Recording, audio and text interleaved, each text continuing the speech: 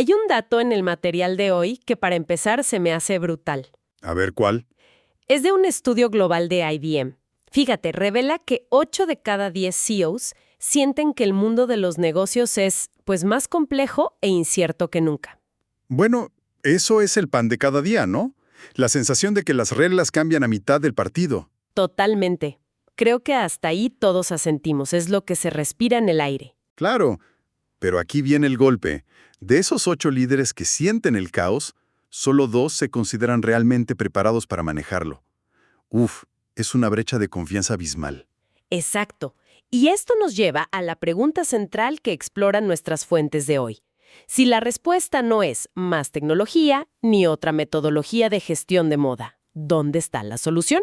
Y todo apunta a que está en las personas, en algo llamado meta skills. Y eso es clave, porque estamos viendo un cambio de paradigma. El liderazgo tradicional, el que se basa en el control, en el conocimiento técnico, incluso en las llamadas power skills, esa capacidad de influir, de negociar duro. Que a veces puede ser contraproducente. Justo, ya no solo es insuficiente, puede ser un problema. La volatilidad ya no es una crisis que hay que superar, es el nuevo ecosistema. Y en ese ecosistema, las viejas herramientas, pues ya no funcionan. Así que hoy vamos a hacer precisamente eso. Vamos a analizar a fondo qué son estas meta skills, por qué son el nuevo pilar para el liderazgo de alto nivel, el C-level, y cómo están redefiniendo la ventaja competitiva en un mundo que ya no premia al que más sabe, Sino al que mejor se adapta. Es una conversación fundamental, creo yo. No hablamos de una tendencia, sino de una evolución necesaria en el ADN del liderazgo. Muy bien, pues vamos a desglosar esto. La pregunta es obligada. ¿Qué son exactamente las meta skills? Llevamos años escuchando de soft skills, las habilidades blandas. ¿Esto es solo un nuevo nombre para lo mismo o hay algo más profundo? Es una pregunta excelente, porque la diferencia es crucial. A ver, las soft skills que conocemos nuevas, comunicación, trabajo en equipo, resolución de problemas, son vitales. Claro, las de siempre. Son las herramientas que usamos para operar dentro de un sistema que ya existe. Pero las meta skills son de un orden superior. Como señalan expertas como Heather McGowan o Linda Gratton, son habilidades que nos permiten adquirir otras habilidades.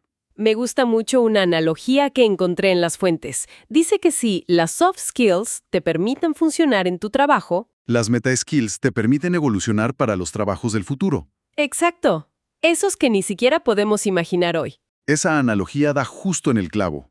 Y para que no suene a un concepto abstracto, los documentos nos dan ejemplos muy concretos.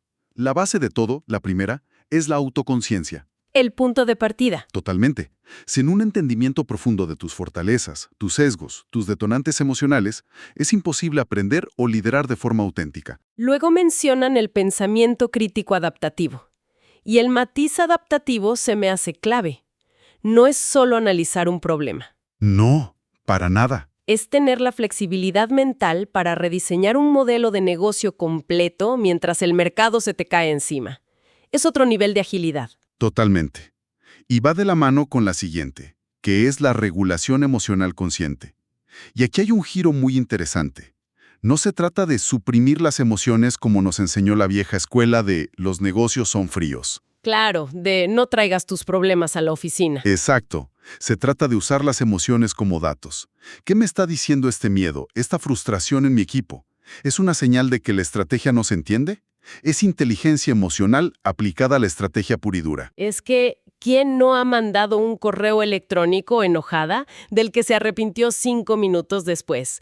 La fuente sugiere que un CEO que hace eso no solo comete un error personal, No, claro. sino que puede desviar la energía de toda la empresa con un solo impulso. Es ese error, pero a escala masiva. Exacto. Y las otras dos que se mencionan son el aprendizaje continuo autogestionado, que es esa curiosidad y disciplina para seguir aprendiendo por tu cuenta, y la comunicación con propósito. Que va más allá de dar un buen discurso, ¿no? Mucho más allá. Se trata de crear narrativas que inspiren, que alineen a la gente con una misión, sobre todo en tiempos de tanta incertidumbre. Me gusta la metáfora que usan para unificarlas. Dicen que las meta skills son como el sistema operativo de un líder. Sí, es muy buena.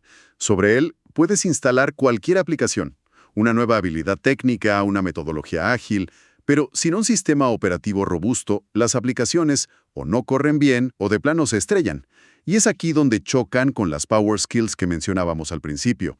Una persona con una gran habilidad de negociación, pero sin autoconciencia, se puede volver un manipulador tóxico. Claro.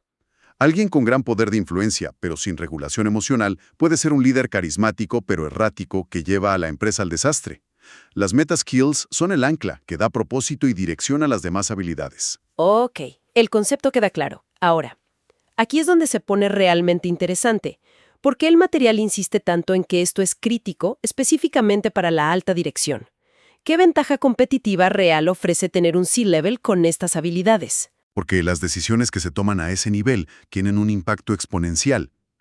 Las fuentes describen varias ventajas, pero creo que se pueden agrupar en 3 áreas fundamentales. La primera, y la más obvia, es una mejor toma de decisiones en entornos ambiguos. Que es casi todo el tiempo. Pues sí, un líder con estas habilidades no reacciona impulsivamente. No da el manotazo en la mesa. En lugar de buscar culpables cuando un proyecto falla, se pregunta, ¿qué podemos aprender? ¿Qué sesgos nos llevaron aquí? Esa pausa, esa reflexión en un mundo volátil es la diferencia entre quebrar y pivotar con éxito. Lo que me lleva a la segunda ventaja que me pareció potentísima, la capacidad de liderar transformaciones culturales reales. Muchos líderes intentan cambiar la cultura con pósters en la pared. Con memos corporativos. Y casi siempre fracasa. La fuente argumenta que el cambio real es imposible sin la autoconciencia del líder. Porque si no eres consciente de tu propio comportamiento, tus acciones siempre van a traicionar tus palabras. Es que el liderazgo debe encarnar el cambio, no solo dirigirlo. Si un CEO pide innovación, pero su primera reacción ante un error es buscar a quién culpar, Se acabó la innovación. la cultura de la innovación muere en ese instante. Las meta skills, como la regulación emocional o la comunicación con propósito, son las que permiten que un líder sea coherente. Y esa coherencia es lo que de verdad transforma una cultura. Mucho más que cualquier programa de incentivos. Y la tercera ventaja, que hoy es crucial, es el incremento en la atracción y retención de talento. Los documentos son claros. La gente ya no busca solo un buen sueldo. No, para nada. Busca un lugar donde pueda crecer, donde se sienta segura psicológicamente y donde su trabajo tenga un propósito. Un liderazgo con meta skills crea ese tipo de entorno de forma natural. Y si conectamos esto con el panorama general, ahí vemos la verdadera ventaja estratégica. Mientras muchas organizaciones están en modo reactivo, apagando fuegos, las que cultivan meta skills en su liderazgo pueden anticipar y rediseñar su futuro. No es una ventaja de ser un 5% más eficiente. Es otro juego. Es la diferencia entre diseñar la próxima década de tu industria o convertirte en una nota a pie de página en su historia. La pregunta del millón es, ¿esto es una bonita teoría de consultores o ya está pasando? Los documentos nos dan ejemplos muy claros. El primero, y quizá el más famoso, es Microsoft bajo Satya Nadella, un caso de estudio fascinante. Microsoft tenía una cultura interna brutalmente competitiva de sábelo todos. Nadella entendió que para que la compañía sobreviviera a la era del móvil y la nube, tenía que pasar a una cultura de aprenderlo todo. El famoso growth mindset. Exacto. Pero lo revelador es cómo lo hizo. No fue con un memo. Fue un cambio que él mismo encarnó. Empezó a hablar de empatía, a admitir errores públicamente, a mostrar vulnerabilidad. O sea, usó sus propias meta skills para modelar el comportamiento que quería ver. Justo. El cambio cultural fue una consecuencia de su transformación personal como líder. Y luego está el caso de Google y su proyecto Aristóteles. Se pasaron años analizando datos para entender qué hacía exitosos a sus equipos de élite. Y la conclusión fue demoledora para los que creían que todo era cuestión de tener a los ingenieros más brillantes. ¿No?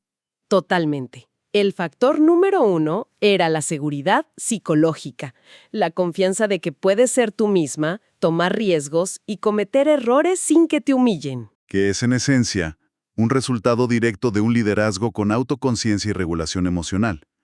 Y finalmente citan los reportes anuales del INPEN, que muestran una tendencia clarísima desde 2019. Las habilidades más demandadas ya no son técnicas, no, son humanas y adaptativas. Creatividad, colaboración, persuasión, adaptabilidad. Son, al final, manifestaciones de las meta skills. Y si los ejemplos no convencen, los datos duros son contundentes. El Foro Económico Mundial estima que para 2027, más de la mitad de la fuerza laboral va a necesitar una reconfiguración de habilidades, no un ajuste, una reconfiguración. Es una palabra muy fuerte. Y luego un estudio de Deloitte muestra que las empresas con culturas de aprendizaje tienen un 30% más de retención de talento. Y ojo, un 37% mejor desempeño financiero. Ahí está la conexión que todo director financiero quiere oír. No es un gasto en cosas bonitas. Es una inversión con un retorno medible. Y para rematar, tanto McKinsey como Harvard Business Review vinculan directamente estas habilidades con mayor productividad y hasta un 60% de aumento en la satisfacción laboral. Los datos, los casos, todo apunta en la misma dirección. De acuerdo. Los datos son contundentes, pero siempre me pregunto si estos estudios globales, casi siempre enfocados en Estados Unidos o Europa, se traducen bien a la realidad de una empresa en México o en América Latina. ¿Nuestras fuentes abordan esto? Es una pregunta fundamental, y sí, lo hacen. Aquí es donde el material introduce un caso específico. Una empresa mexicana llamada Humanexia. Se les posiciona como pioneros en la región, no en replicar modelos anglosajones, sino en crear un enfoque adaptado a nuestra cultura. Exacto. Y eso se me hace muy interesante porque la forma de comunicar o de gestionar las emociones es muy diferente en una cultura como la nuestra, que es más relacional, comparada con una más directa como la alemana, por ejemplo. Exactamente. Humanexia, según se describe, entendió eso. Por eso no venden cursos de liderazgo genéricos. Su lenguaje es distinto. Hablan de procesos de evolución humana aplicados al negocio. Ya desde ahí te marcan un enfoque más profundo. Crearon una metodología propia que llaman Team Building. Ok, aquí es donde a veces me pierdo. Team building suena muy a término de marketing. ¿Qué significa en la práctica? Las fuentes dicen que es vivencial y medible, pero son palabras que oímos mucho. ¿Cómo se ve eso en el mundo real? Es una buena objeción. A ver, desglosémoslo. Significa que en lugar de sentarte a ver un PowerPoint sobre comunicación asertiva, te meten en una simulación. Ah, ok. Haz de cuenta que estás en una junta directiva de alta presión, donde tienes que dar malas noticias. Y luego recibes feedback en tiempo real de coaches y de tus pares sobre cómo tu lenguaje corporal, tu tono, cómo impactó en el equipo. No te lo cuentan, lo vives. Entendido. Es como un gimnasio de liderazgo, no una biblioteca. Y la parte de medible, ¿cómo mides la autoconciencia? Ahí entra lo que ellos llaman su arquitectura de meta-skills. No es un taller aislado, es un plan que abarca toda la organización. Se mide con diagnósticos, encuestas de clima laboral, evaluaciones 360 y, crucialmente, conectándolo con KPIs de negocio. Por ejemplo. Por ejemplo, después de un proceso de 6 meses con el equipo directivo, mejoró la retención de talento en sus áreas. Se redujo el tiempo de toma de decisiones. El objetivo es demostrar que ser más humano se traduce en rendir mejor como negocio. Sino de que la organización funcione mejor.